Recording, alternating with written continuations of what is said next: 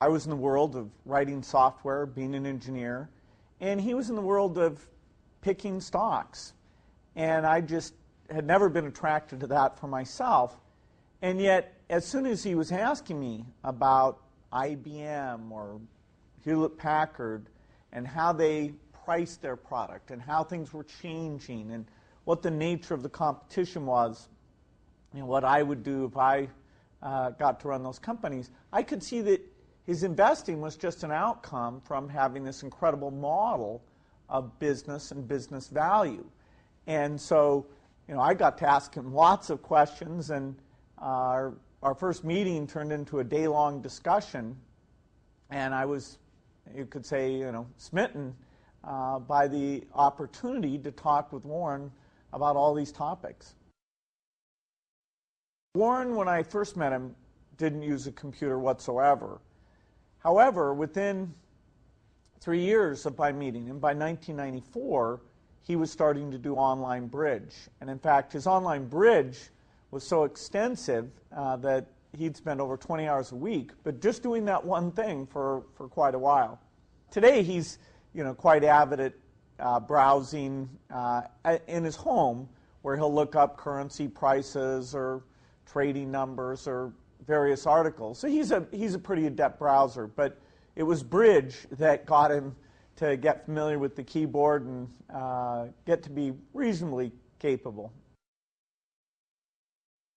Well, the way Warren has it structured, you have an incredible person doing everything that needs to be done, but it's kind of inverted where Warren is picking the business for its dynamics, buying often 100% of it. And there's actually more value in the fully owned businesses now than in the investment portfolio.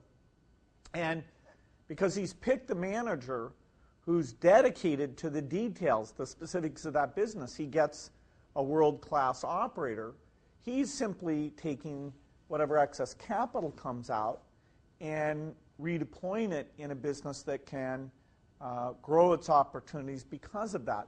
So the dialogue between Warren and the manager is, is the manager still excited about his job, still dedicated to it? So rarely there'll have to be a succession.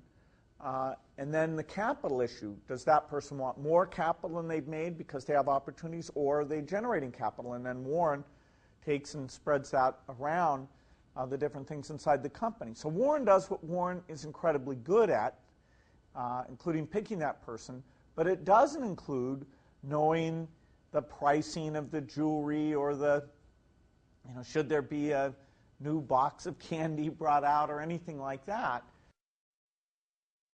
It's always amazing. You can describe a business to Warren in 10 or 15 minutes, and he'll know what the key things to ask and look for are. He doesn't need massive briefing on something. In fact, one time when we took Warren to visit Microsoft, he was here for the weekend, and I thought, geez, we should show him around. He'd be interested to see it. So after we'd spent about a half day doing it, he says, now I've toured Microsoft more than any business that I own. Because on-site tours are not part of how he does his analysis.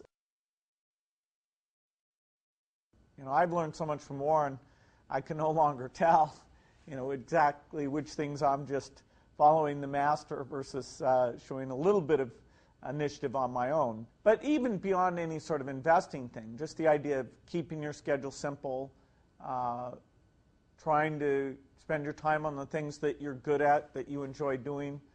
There's a philosophy of life of embracing people, having fun at what you do, doing it with some humor, that I'll always strive to do those things nearly as well as Warren does.